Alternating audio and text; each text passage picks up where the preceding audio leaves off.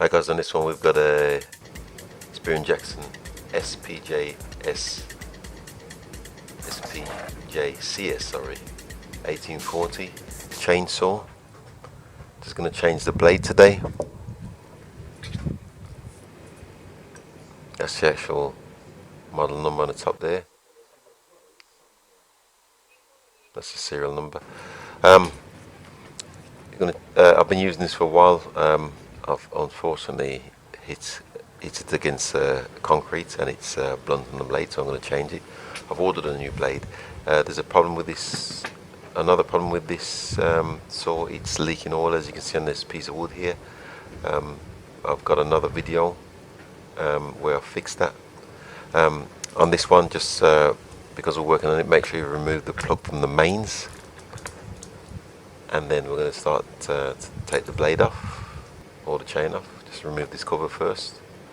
Get a lot of saw rings build up behind it. Let's knock that off.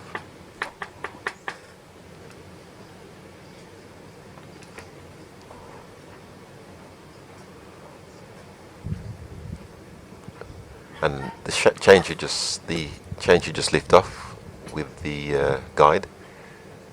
There, should lift straight off,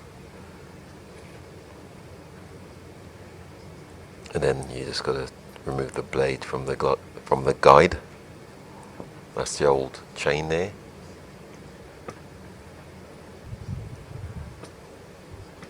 I'm just going to give the guide a bit of a clean.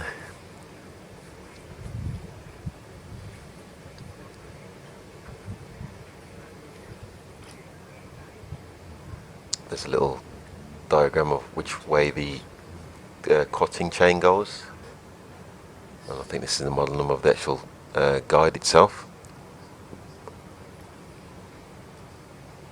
And there's a little chain wheel at the top.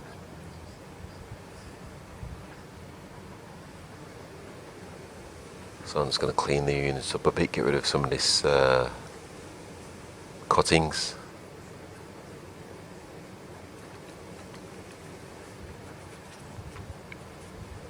Some of this dust inside here. I bought a new chain off the internet. That's the actual one I bought.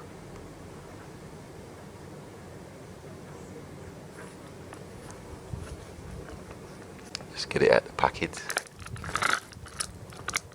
And that's the new chain here.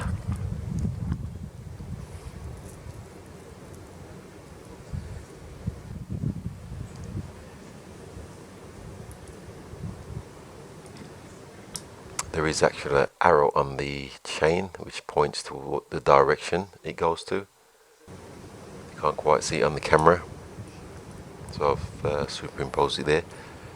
And it's just a matter of fitting the chain around the guide.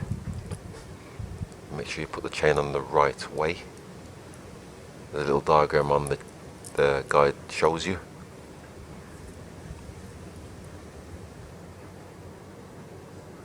There's a little diagram there which shows you the actual cutting blade, which way it goes. So what we've got to do, there's a little adjuster here. You need to adjust it backwards.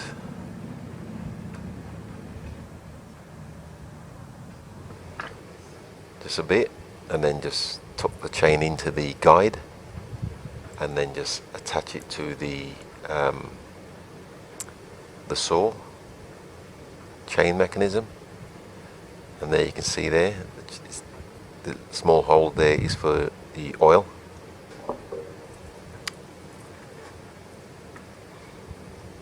And then once you've got the chain on, just adjust the tension.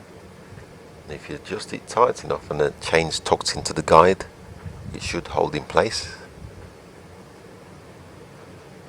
There you go, it's in place. So I'm just going to notch this cover back in. There's a little notch in the back.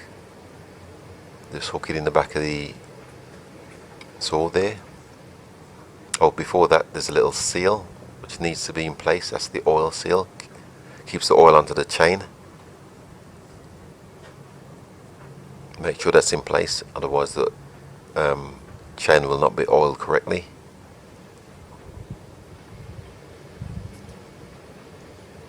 So like I said, it's just a matter of hooking this cover back in correctly.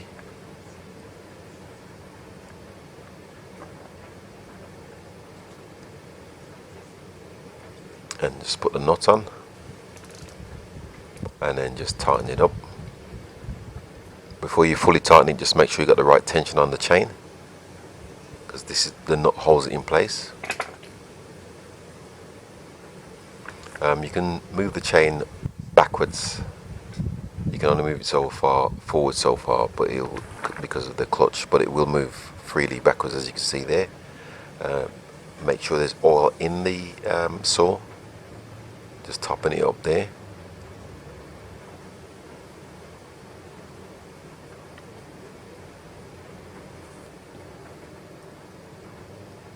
And just give it a run.